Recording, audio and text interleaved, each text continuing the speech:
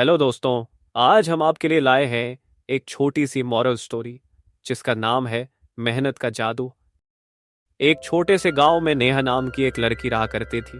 वह होशियार तो थी लेकिन मेहनत से दूर भागती थी।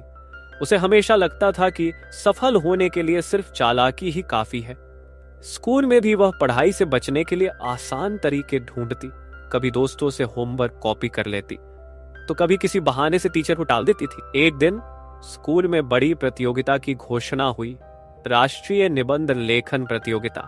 यह प्रतियोगिता पूरे जिले में आयोजित की जा रही थी और जो भी इसे जीतता उसे शहर के सबसे बड़े स्कूल में पढ़ने का मौका मिलता। नेहा का भी सपना था कि वह शहर के सबसे बड़े स्कूल में पढ़े, लेकिन मेहनत करने का उसका बिल्कुल भी मन नहीं था।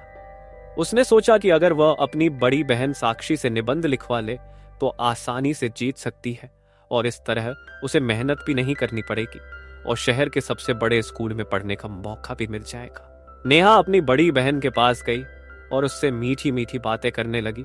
उसकी बड़ी बहन समझ गई कि नेहा को उससे कुछ चाहिए। उसने नेहा को कहा, मुझे परेशान मत करो और बताओ तुम्हें क्या चाहिए। तब नेहा बोली, मेरी प्यारी दीदी, आप तो बहुत अच्छा लिखती हो, क्या आप निबंध लिखने में मेरी मदद करोगी? साक्षी मुस्कुराई और बोली, बिल्कुल करूंगी, लेकिन तुम्हें लिखना खुद होगा। मैं बस तुम्हारी गलतियां सुधारने में मदद करूंगी। जब नेहा ने यह सुना तो उसे बहुत गुस्सा आ गया। उसने सोचा, इतनी मेहनत करने की क्या जरूरत है, मैं सीधे इंटरनेट से ही निबंध डाउनलोड कर लूंगी। और अगले दिन वह इंटरनेट से एक बेहतरीन निबंध निकाल कर ले आई और प्रतियोगिता में जमा कर दिया। उसे पूरा यकीन था कि वह जीत जाएगी, लेकिन जब परिणाम आए तो उसका नाम नहीं था। वह गुस्से से टीचर के पास गई और शिकायत करने लगी, मैम, मेरा निबंध तो सबसे अच्छा था, फिर भी मुझे क्यों नहीं चुना गया? मैम मुस्कुराई और बोली, नेहा, तुम्हारा निबंध इंटरनेट से कॉपी किया गया था। बिना मेहनत के सफलता नहीं मिलती। अगर तुम खुद मेहनत करके लिखती तो शायद तुम जीत जाती। नेहा को बहुत ही बुरा लगा और उसे अपनी गलती का एहसास भी हुआ। उसने ठान लिया कि वह अगली बार खुद मेहनत करेगी और जीत कर ही दिखाएगी। अगले साल फिर वही प्रतियोगिता हुई। इस बार नेहा ने मेहनत करना शुरू कर दिया। वह रोज निबंध लिखती, अपनी बहन और टीचर्स से फीडबैक भी लेती और बार बार उनमें सुधार करती। कई बार उसे निराशा हुई, लेकिन उसने हार नहीं मानी।